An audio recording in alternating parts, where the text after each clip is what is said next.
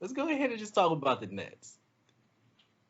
They recently picked up LaMarcus Aldridge from the buyout, and then they got Blake Griffin, which means they now have what, a starting five that have all been previous All Stars, but it does not matter because only three of them are currently All Stars. I mean, Blake Griffin was like, you heard his interview, and Blake Griffin was like, he like asked him how he felt about LaMarcus Aldridge coming, and Blake Griffin was like, I mean, I don't get it. For the last 2 years, people been telling me I'm bad, so all of a sudden I'm good again to y'all. Like I truly don't get it. So like, I know what I am, and like I listen to like my basketball circle of people I trust who know actually about basketball. But outside of that, y'all fickle. I was crying because he was just speaking real truth. You know what I mean? He was like, all of a sudden, I'm good again right now. Like y'all tripping. But uh, I'm a really big Blake Griffin fan. If you know me, you know basketball. You know that be the case. So any chance for him to get a championship, I'm okay with. When it comes to Kevin Durant and like people getting upset, they're like Kevin Durant can't win a championship by himself. Kevin Durant, no one wins a championship by themselves. But also, I'm perfectly okay with like player control in the NBA and like players having the decisions to do what players want to do. Now, if it's you going to a team that beat you the year before in the playoffs in the 7 game series, then like that kind of hurts me in like a competitive nature kind of way. But if you just join it up with whatever to go to this team, like when LeBron did it, I was hurt, but I was also like 17. So like, I was like 17, 16. So like, my whole mindset about things was different. Now I'm like player control. You do what you want. You know what I mean? So Yeah. See, I personally don't have an issue with it. I'm glad it's happening because this is what's kind of supposed to happen at the tail end of your career.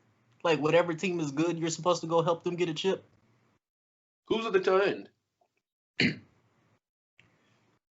For Blake Griffin and LaMarcus Aldridge, they're not getting back to All-Star level. Like, do you think that's safe to say that neither one of them are going to be All-Stars again in their career? Maybe Blake Griffin has a case, but I don't think Blake Griffin or LaMarcus Aldridge are going back to All-Star level. So when we're looking at your peak and seeing how far you are away from your peak and how long you've been in there, they're closer to out than in. Yeah. Let's see. I mean, like, Mark Aldridge is close to his tail end because he's 35 years old. Blake Griffin's just 32. You know what I mean? He got like he's tail end being like, I guess the back half of his career. Yeah, but 32 years old for a guy who plays a low post who has a good footwork, he can be in the league for a while. You know what I mean? Especially if he plays for teams that he don't have to like carry on his back. You know what I mean? Like he gonna have. Blake Griffin has a kind of games where he could legitimately play until he's like 30, 38, 39. Marcus Aldridge, he gonna be out like 2-3 years. So I'm not gonna lie to you because like what he's averaging when it for the Spurs like 12 points a game the last like 2 years, something like that. So like he on the tail end, but like he's also older. You know what I mean? By like 3 years. So So why can't we say the same about Blake Griffin? I know this is like one of your favorite players, but considering the season that he was having in Detroit and then barely playing last season, right, because of injuries, and then knowing what we know about all of his injuries, wouldn't it be safer to say that this? I mean, I'm not gonna be mad if you make the argument. You know what I mean? But 3 years in the NBA is a significant amount of time. That's 3 seasons. You know what I mean? Like 3 seasons in the NBA, unless you're LeBron James, like that's a significant amount of time. And if let's say, for instance, let's say they both go to play for the age of 40, the age of 39, whatever, right? All of a sudden, you're going from 5 years to 8 years, and that's like a big difference. You know what I mean? So that's why I personally, but I don't foresee. But like LaMarcus Aldridge, I also can foresee to like go towards your point, to kind of backtrack on my own. LaMarcus Aldridge, I don't know what he does outside of basketball. Blake Griffin is already has for years actually already been setting up his career post basketball doing comedy, like stand-up comedy and being in movies and so on and so forth. So I can see Blake Griffin transitioning out in like a much more like seamless way because he's not trying to be a basketball player that like keeps going till the wheels fall off. You know what I mean? So like that kind of goes to your point and less on my point, but like I don't know. Like if you're just thinking like age, 8 to 5 years makes a difference. If you're going to add 40 as a baseline, but then like but also it could transition the opposite way just from like their post, what they set up for themselves post career. Okay, I feel you. So with this signing, has this changed anything you've expected for the Brooklyn Nets? I mean, yes. For me. I mean, I would really need to see them to have an opinion in that regard, but like, if nothing else, if for no other reason, like you don't need them for anything else, they'll probably improve the defense of the team, like in not so much in an effort way, but in like an actual talent and ability way. Like from what I saw watching the Nets, the degree to which their defense is any good at all is completely because dudes have used effort and not because they're actually good at defending players. Like with Griffin and Aldridge, you have some dudes that are better at actually defending people. They may not be the best defenders at this point in their careers, but like they are the lead. They should still be much better than other players on the team, and just like they have big men now, kind of like. So that's. I mean, Aldridge definitely counts. Griffin mostly counts, depending on how you want to look at where you want to put him in. But yeah, I mean, I think about it like this. James Harden is unreal. Point blank, period, whatever, right? Mm-hmm. And James Harden was unreal. And actually, no matter what anybody says, for the teams that he had in Houston, he did very, very well against like a dynasty, right? Mm-hmm. Those Golden State Warrior teams were objectively ridiculous. And he did well against them several seasons. James Harden right now is putting up better, if not the exact same numbers with these other people that are Blake Griffin, who, no matter what you say, very high basketball IQ. It hadn't played on a team that takes, the offense is not ran through him mainly since the Clipper days, 3-4 years ago, whatever. LaMarcus Aldridge, who a big man sit there and shoot jump shots, and he's a little soft, but whatever. But just sit there and just shoot jump shots, that's fine, right? But at the end of the day, strong basketball IQ. And then just toss in Kevin Durant and toss in Kyrie, right? Now, I know they're hurt now, but they're obviously being precautionary before the playoffs start. Like, with just James Harden, what have they been like they've been like 17-3 or something like that, like the last like 20 games? Something nuts like that. With just James Harden. With Blake Griffin for 3 or 4 of those games, and with no LaMarcus Aldridge, and Kevin Durant for a little bit of them, and Kyrie for who knows how many of them. I can't keep track if he's playing or not. Just with James Harden being the point guard and having these people around him, before I was like, I didn't know who was going to win between Philadelphia and the Nets. It was a toss-up to me, honestly, because Joel Embiid was playing out of his mind before he got injured. And it's not even like a crazy injury. He's going to come back from it, right? But the Nets are winning the NBA championship this year. The Nets are winning the NBA championship, and I think this is the first time where I've been able to call it this early in the season and been okay with it. Like, I kind of like Kevin Durant again. I don't know why. I did not like him for a long time because of what he did in Golden State, but I think I like him because, okay, I say even think it's Kevin Durant. I think it's less about Kevin Durant and more that I really want James Harden to get a championship. Like, James Harden is one of the most disrespected superstars in league history for as long as I can remember the league. Like, since I've been cognizant and aware. People love to hate James Harden. Now, does he make it easy sometimes? Obviously, right? But in the day, people hate James Harden. If James Harden gets a chip, you can't say nothing to me about James Harden because James Harden's running this team right now. He's legitimately running it. So you can't say nothing about James Harden no more if James Harden wins a championship, and I'm rooting for James Harden over anybody else because he done gone through a lot. Those Houston days, man, like, listen, James Harden get a championship, and I'm all for it. It's less about Kevin Durant, more about James Harden, less about Kyrie to me, and more about Blake Griffin, James Harden, and I truly don't care about LaMarcus Aldridge. He's the softest big man since Roy Hibbert. Like, I truly don't care.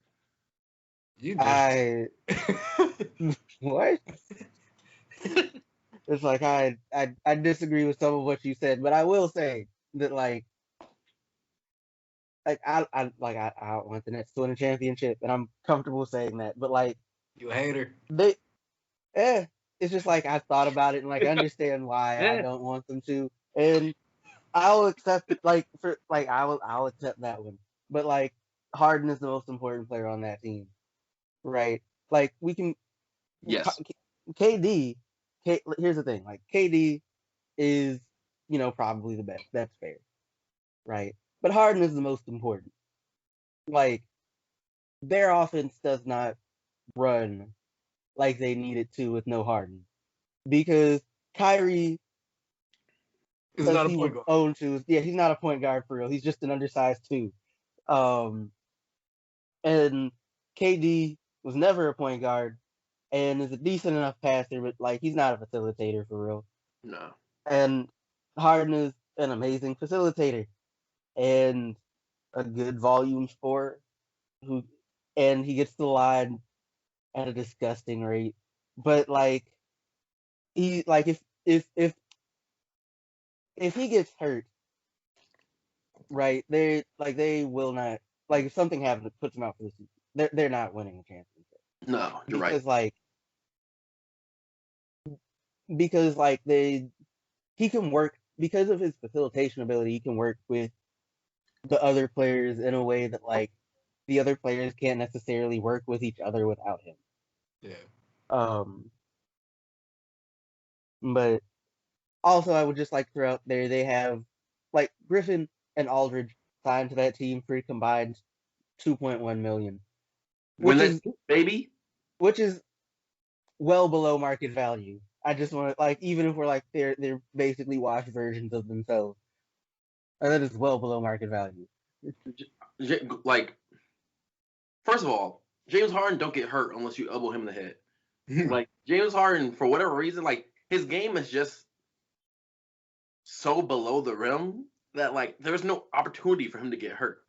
But you would think the way he shoots threes, where he's flying into people and like lunging 4-3, that like his ankles would be, shot a little bit. But this man really underratedly, like he plays crazy minutes, but like in like an underrated way, he's in like a LeBron James like league in terms of just not getting hurt but playing crazy minutes. So but LeBron obviously stands out more because LeBron, and he's like a physical, like I don't know, I don't like anomaly. I don't like calling people basketball players freaks, but he's just physically superior in terms of athleticism amongst everybody. So he just is like in more compromising positions to get hurt. Besides this year, but he's 36 and whatever. But like he did just get hurt. Yeah, he's just got hurt, but he just got hurt for the first time in his career at 36. Like, truly hurt, you know what I mean?